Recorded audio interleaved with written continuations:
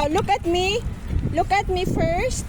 Say hi, everyone. Hi everyone. Wow, nagmamadali at hinihingal tayo for today's video mga kami dahil late na tayo at magsusundo tayo kina Michael at Gabriel. Time check is 11:25, so bali 5 minutes na lang mga kami at labasan na nila ng school. So today is Friday, so half day lang talaga sila ngayon mga kami, kaya tara, bilisan na natin mga kami. Paano kasi si David is na traffic siya. Nasa Tel Aviv pa si David dahil marathon ngayong araw. So dahil marathon, ang daming tao. Kaya sabi niya sobrang traffic. At nasa Tel Aviv pa si David. Kaya tayo ngayon ang magsusundo sa mga bata. Tara mga kami, takbo! And 2 minutes na lang mga kami, magbubukas na yung gate. Nakaabot tayo. Grabe, tumakbo ako mga kami. What number this? Look at our little boy.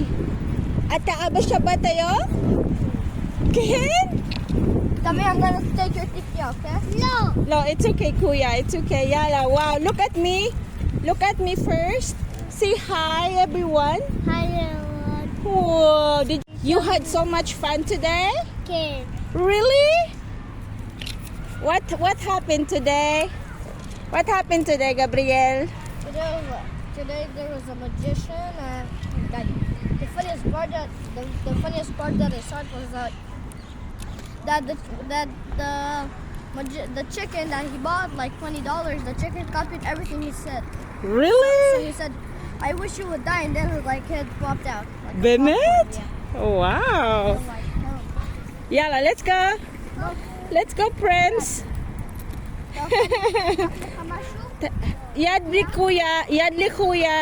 Biva ka siya or else you're gonna fall over there. So, ayan, uuwi na nga kami mga kami. At dahil nga si David ay nasa Tel Aviv pa, kaya maglalakad na lang kami mga kami dahil dadaan kami sa park. Yun lang. Bye. Michael. Bye. Michael.